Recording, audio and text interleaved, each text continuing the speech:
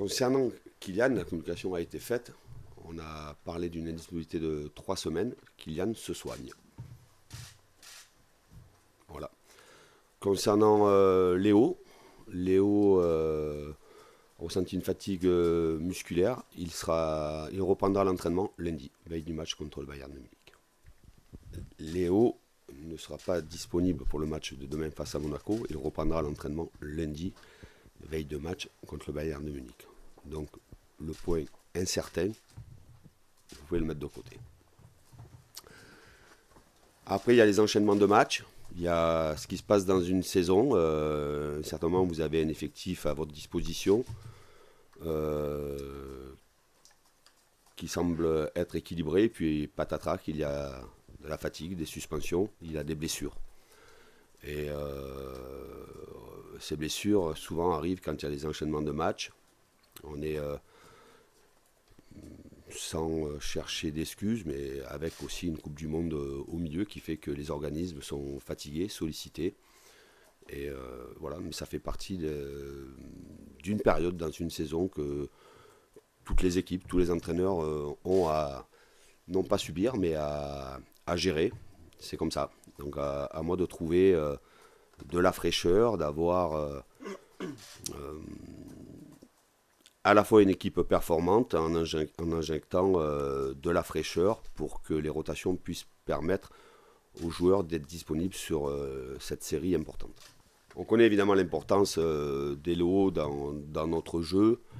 Il est l'animateur, il est évidemment la meilleur relais technique de l'équipe. Il est à la fois buteur. Il faut regarder ce qu'a fait Léo à la fois contre Montpellier, contre Toulouse. Il a été décisif comme il était aussi souvent décisif lors de la première partie de saison.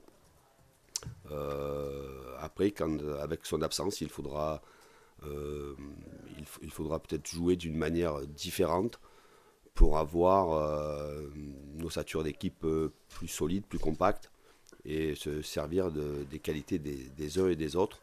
Mais évidemment que quand vous allez à Monaco sans Léo, évidemment que c'est toujours embêtant, mais pour rejoindre la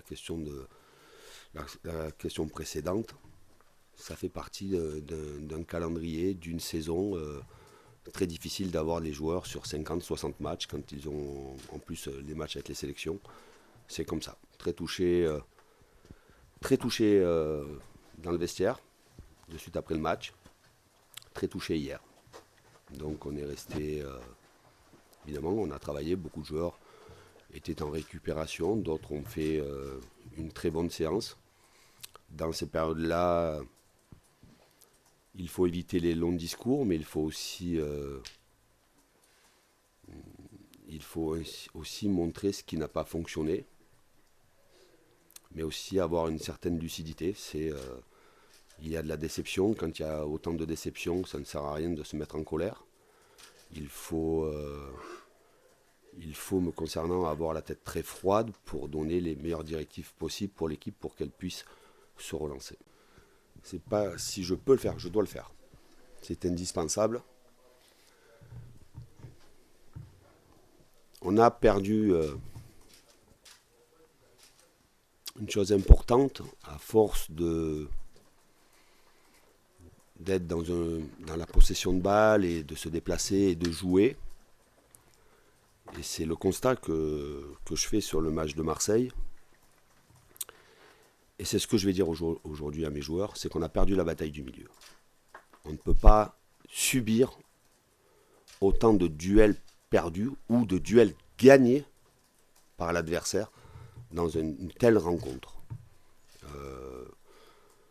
C'est un match de Coupe de France, c'est face à l'Olympique de Marseille, on connaît cette affiche-là, on connaît l'importance de ce match-là pour notre club, pour nos supporters.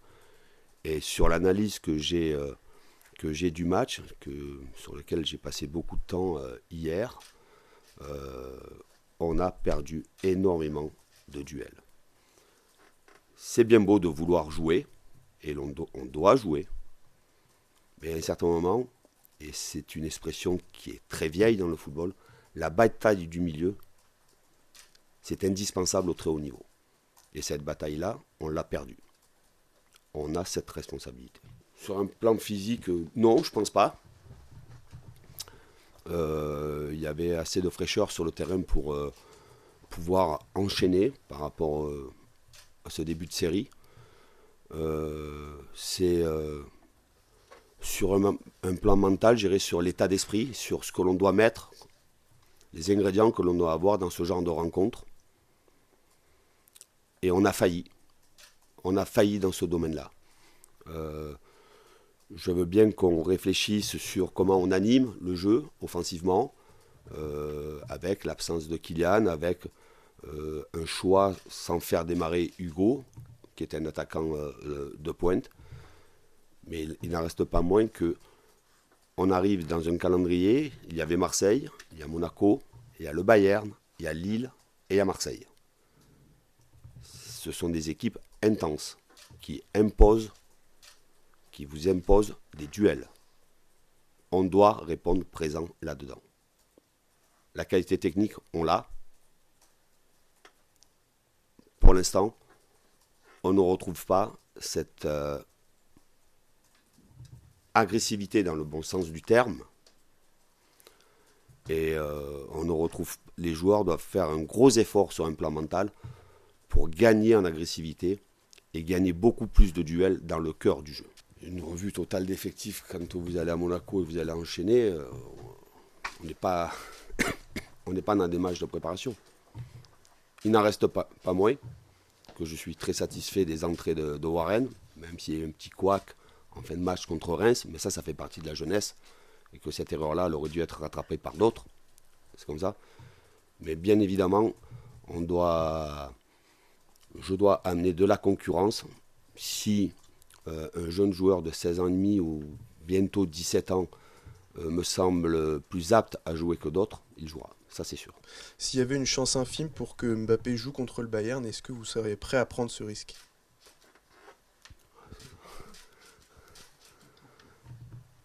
Alexis, c'est là, tu m'as pas dit que j'allais l'avoir.